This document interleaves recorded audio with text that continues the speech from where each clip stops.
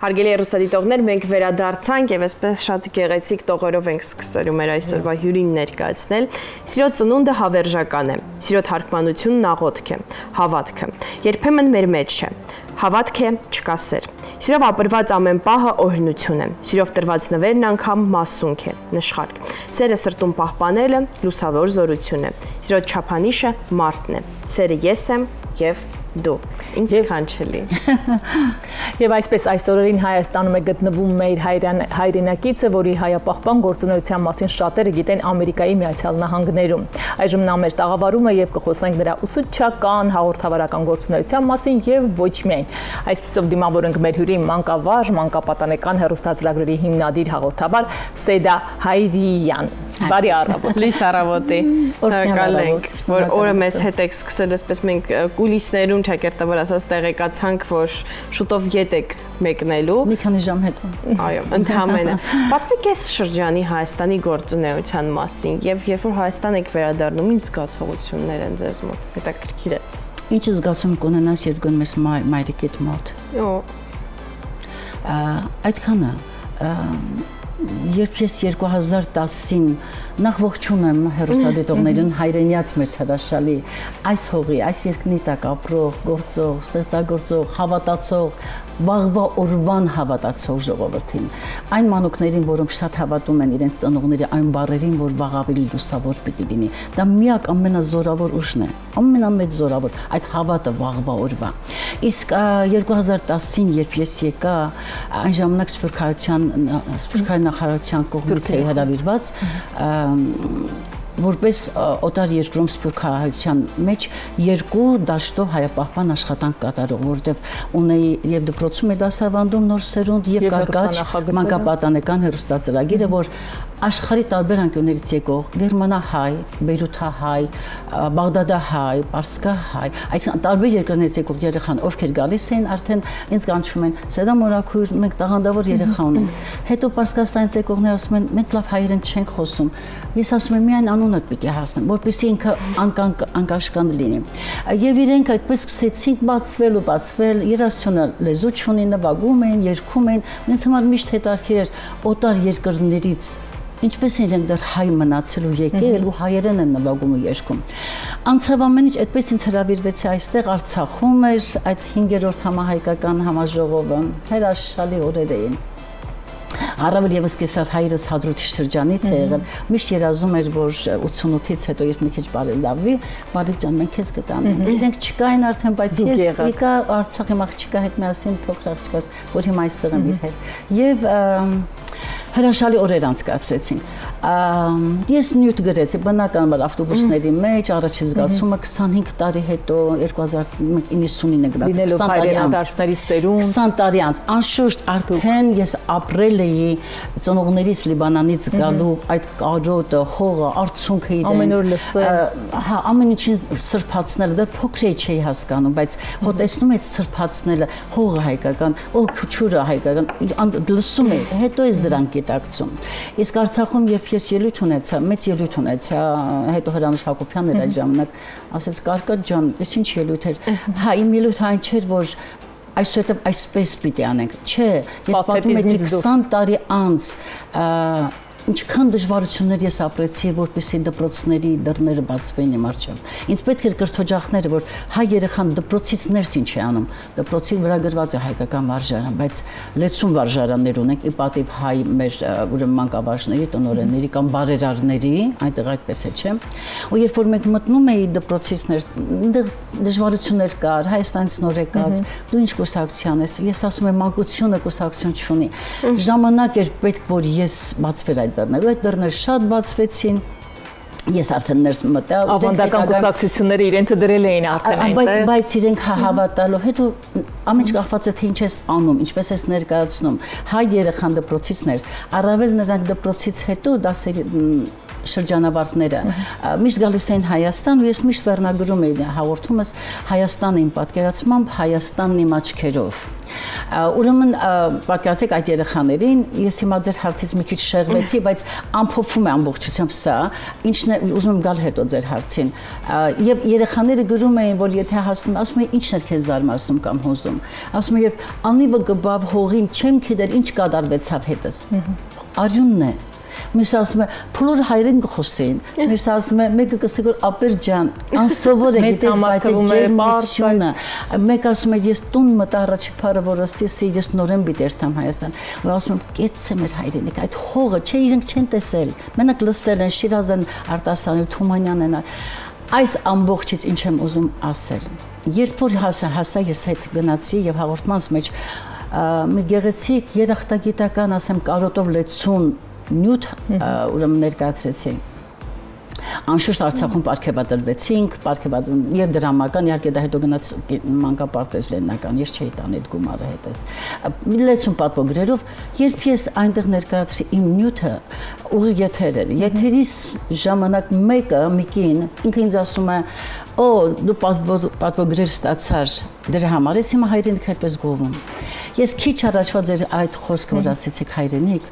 ես ինձ այս նույն բանը ասեցի, ասում եմ մի րոպե, եթե մայրդ ծերացել է, ու դու գնում ես մայրիկի տուն ու հանկարծ փշրանքներ ես տեսնում ներքևում, որ չի հասցրել լավ նկատի։ Աչքը շոյելու համար ես ստանում։ Սերդ պակասում է մայրիկիդ հանդեպ։ Հետո ինքը իհարկե ներողություն խնդրեց, սա է իմ համար հայրենիք գալը։ Ես մի բանով եմ հպարտ, որ անցյալ տարի եկան փոքրիկս, թորնիկս 6 տարեկան Սոֆիս։ Հրաշալի խոսում եք գիտեմ։ Անշուշտ կնքեցինք այստեղ ու մենք երթվեցինք, խոստացանք, որ ամեն տարի հունիսին մենք պիտի լինենք հայրենիքում եւ հասունանալով եւ ողջունելով եւ գրկելով մեր կարոտը, մեր հոգու կարոտը, երբ հետ էին գնում օթանավի մեջ նայեց Արարատին, ասեց գնում ենք մենք, հետո հետ պատտվեց նորից, ասեց մենք էլի գանք Արարատ ջան։ Ես այնտեղ շատ հուզվեցի, այսպես ենք մեծում, հայրենիքը մեր համար դա մենք ենք։ Ճակատագիրը տարբեր ափեր է բաժանում իրականում, բայց մենք կապված ենք։ Մեջ ես դու կապ չունի դա։ Եթե հոգիդ հայերեն է երգում, կապ չունի չքան ես հեռու հայրենիքից։ Հիմա առավել եւս կարծում եմ Միացյալ Նահանգներում բավականին դժվար է երեխա մեծացնելը, դաստիարակելը, ինքս տեսել եմ այդ ամենը ու այս պահին դուք բավականին ակտիվ մանկավարժական գործունեություն, հանրային գործունեություն, թերևս ասեմ ձեր հեռուստանախագծով,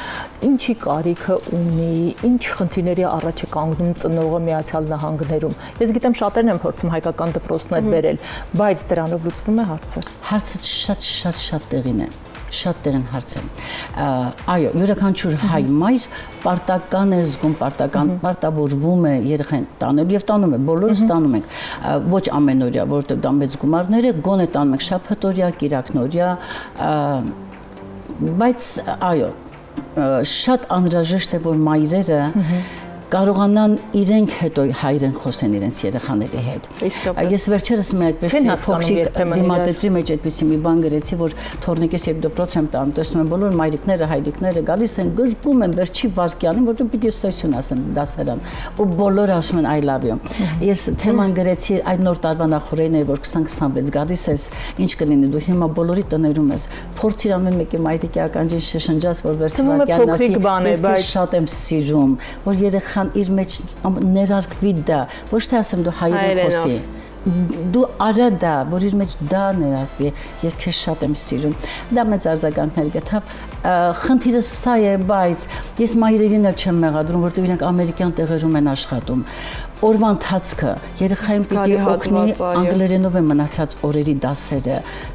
այո, պիտի ես այնուամենայնիվ մայրերին եմ գտնում, որ պիտի խնդրենք սթափվեն հնարավորինս պահպանվի հայերենը։ Մարտահրավերներին պետք է կարողանանք հնարավորինս։ Միջոցառումներ շատ են լինում, վերջերս հանդեսներ ունենք հայ խենթանում ես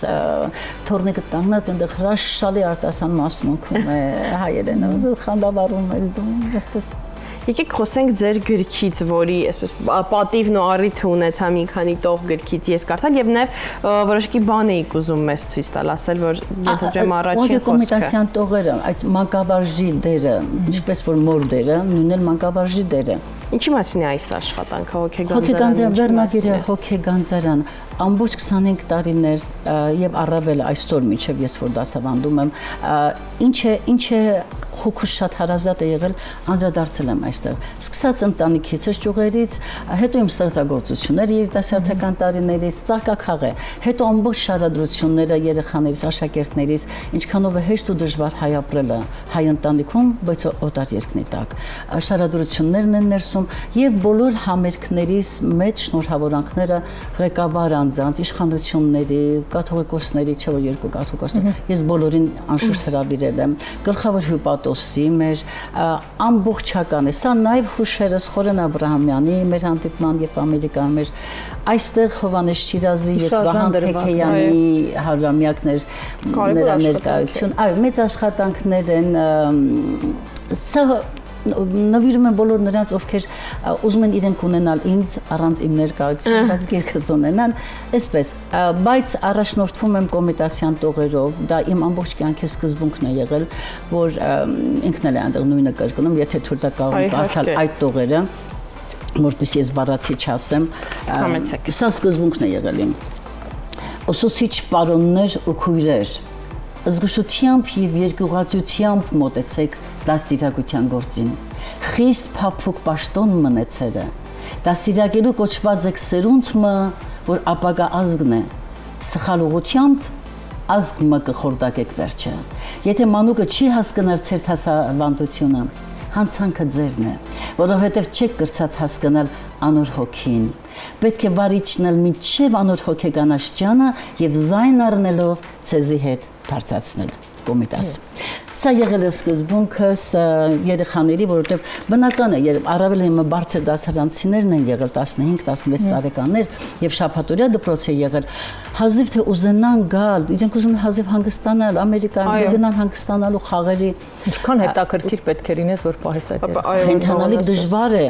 որ 16 տարեկան մտածում ես նա Ռաֆի չի ուզում լսել շատ դասավանդման մեթոդները, ծրագիրը։ Լավ, չէ՞ որ նա արդեն սիրահարում է, դու ուզես թե չուզես, դու եղել ես չէ 15-16, ինչ անեմ, Գրիգոր Զորհաբ Զաբողոն անցնենք։ Ինչու՞, որտեղ այնտեղ այդպիսի պահեր կան, դեռ Զաբողոն չի կարող ընտրել ու հարցնում։ Պարուս Սևակի թորները իմ դասարանում են եղել երկար տարիներ, ինձ մոտ մեծացան 6 տարեկանից մինչև Նելին եւ Պարուրը, հատկապես Պարուրը շատ ակտիվ էր, ասում եմ դու որ լիներ Զաբողոյի տեղ։ Ես միշտ այնտեղ կանգնեցնում եմ, ու սկսվում են հարցադրումներ, ես խենթանում եմ այդ պահի համար, երեխաները, հա, իրենց մտածողությունը, իրենց կարծիքները, հետո այդ պահին իրենք ինքան անկեղծ են, դեռ հետարքի եթե երեխայի հետ կարողանում ես ճիշտ իր հոգու մեջ մտնել, դու հաջողության ես հասնում եւ սկսում ես մնացած ծրագրի թեմատիկ նյութերն էլ անցնել, դա երգերը լինեն, դա լինի ծրագիր եւ վերջում մեծ հանդեսներ ենք ունենում, վերջինս եղել էր այնտեղ իմ հայոց աշխարհ, հայոց երկիր, հայոց հող եւ ուսուցիչներ ներգրավեցին, ես էի գրել ամբողջ սցենարը,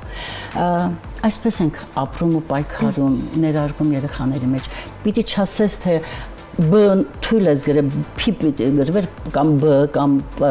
Սիրել տալ կարևորը։ Դու իր մեջ ներարկենք ինչու է եկել հայերեն սովորելու։ Այո։ Կին Հայրյան, հիմա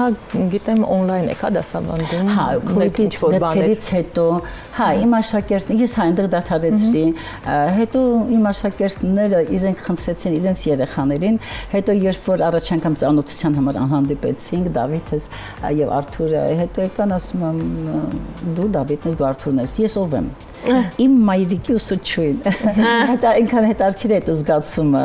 թե ինքը ինչպես պիտի զգա ինձ, որպես իր մայրիկի ուսուցչուհի։ Չեմ ուզում ընդունեմ, որ ես շատ մեծ եմ, որ այդպես էլ չի, հենց դուք շատ երիտասարդ եք ձեր ավյունով, այսպես կենսախիտ էներգիայով միանգամից մեզ փոխանցեցիք, մեզ էլ վարակում եք այս դրական էներգիան եւ էմոցիաները։ Շատ շնորհակալ եմ, որ հրաշալի բարի լույս ունեք։ Երբեմն դիտում եմ, հաճախ չեմ կարողանում, բայց Բեռնագիրը